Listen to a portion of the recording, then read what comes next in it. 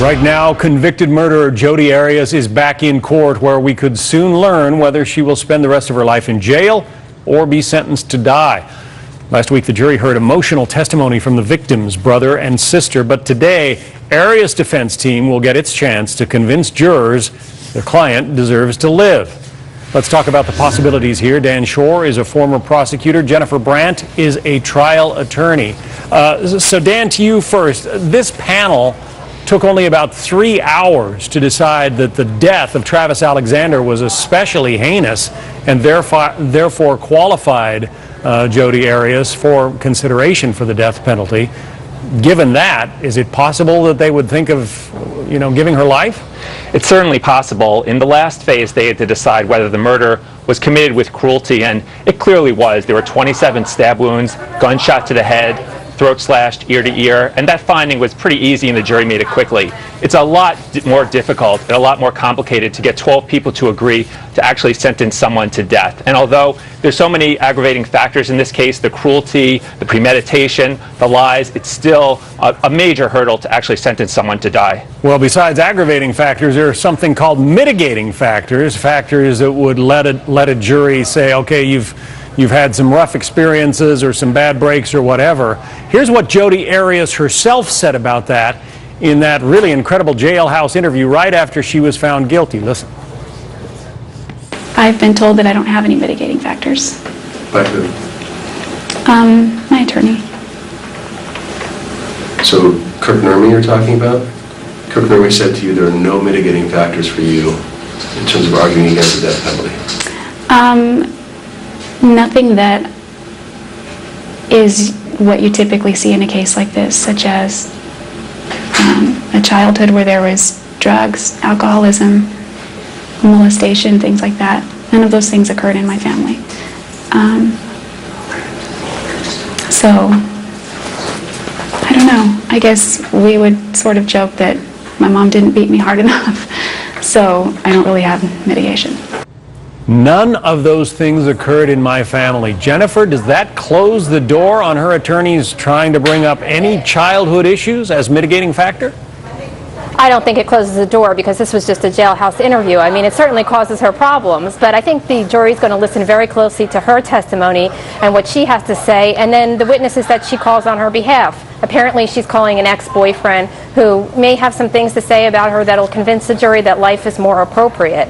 It's questionable, though, whether they're going to look at the jailhouse interview where she said she wanted death and how that's going to weigh in the jury's decision. Yeah, Dan, if you were prosecuting this case, if you were Juan Martinez, would you play that clip where she says she wants the death penalty because to her death is the ultimate freedom and it would be far better than spending life in jail?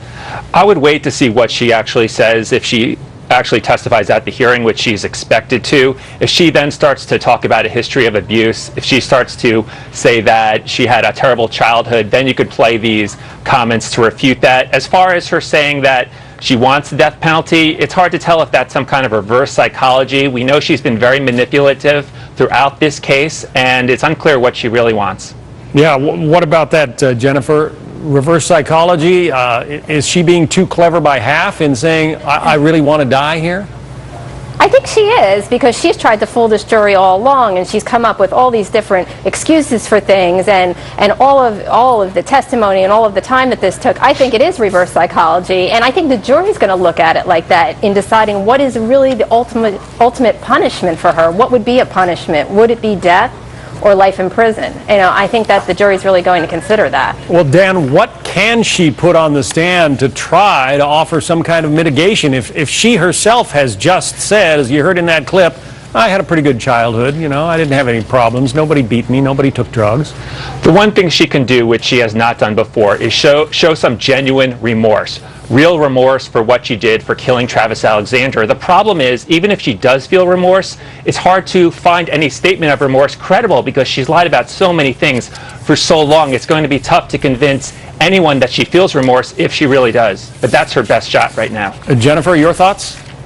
I agree with that, and what she doesn't want to do is she doesn't want to go back to the details of the murder and try to claim that she's somehow not guilty or there was an excuse for it. We know she's guilty, we know she did it, and I agree with Dan that if she expresses some remorse or just really says she's thought about it and how sorry she is and really feels sorry, that may work to convince the jury that, you know, life in prison is more appropriate for her. Well, it has been one of the most fascinating murder cases in some time. We'll continue to watch it and let everyone know what the jurors decide. Jennifer Brandt, Dan Schorr, thank you both. Thank you. Thank you. Well, we're waiting for testimony to resume in the trial of the woman suspected of killing aspiring actress and former Maxim model Juliana Redding. 21-year-old Juliana, screen left, was found strangled to death inside her home back in March of 2008. Prosecutors claim both DNA and fingerprints from the woman on the right, Kelly Sue Park, were found at the scene. Park is an associate of a doctor whom Juliana once dated, but the defense is pushing a different theory. So joining us right now, Dan Schorr, a former prosecutor, and Jennifer Brandt, a trial attorney. Thank you both for being with us again. So, Dan, these DNA and prints found in the apartment, the defense says, look, this doesn't prove she killed him, just proves she was in the apartment. But there was DNA found on the victim's neck. These two didn't know each other. Isn't that kind of tough to explain? Yeah, very tough. That's really powerful evidence. The victim is strangled to death, and the defendant's DNA, is on the victim's neck, is on a bloody fingerprint, is on the victim's cell phone, clothing, and on the stove in her apartment. Now, they didn't know each other. All her DNA is all over the place at the crime scene at the time of death. That's really difficult to explain for the defense. So, Jennifer, it's a complicated case. This woman, Park, is allegedly, according to the prosecution, sort of like the hit woman. She got several large payments, they say, from the doctor. How damning is that?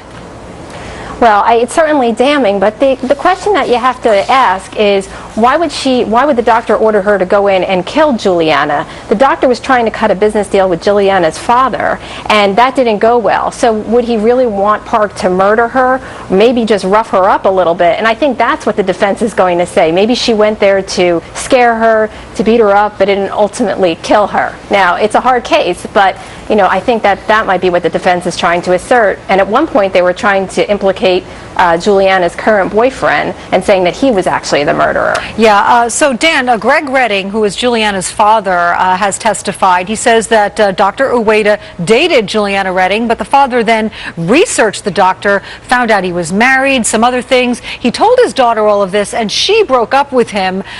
This is something they're putting out there as also a possible motive. Would that fly? It's certainly a motive for sending this defendant to the home to either hurt her or kill her. And remember, the doctor's not on trial here. This defendant, this woman, is on trial for murder, and there is motive to send her there. This victim was dating the doctor who sent the defendant a large sum of money around the time of the killing. The victim's father was in a business negotiation with this doctor that the father called off 5 days before her daughter is strangled to death. So there's really strong evidence not only putting the defendant at the scene, but showing that there was motive to send her there to do some kind of harm, and in this case, kill her. Yeah, Jennifer, that's the main point here. The father did this research because he was considering going into business with Dr. Uweda. Redding is a pharmacist. The deal went bad, as Dan said, 5 days before the woman's death. Why isn't this doctor charged? I understand he has fled the country, but couldn't he still be charged? I would think that he's in Lebanon right now, so I think it's going to be hard to get him and bring him back. But that was the same question I have looking at this, is that he should really be charged. If he was the mastermind behind all of this, then charges should be leveled against him. Now, he wasn't charged with the actual murder, and no one's saying that he did the actual murder. So it's appropriate to have Park being charged as the potential murderer if, you know, the evidence leads in that direction.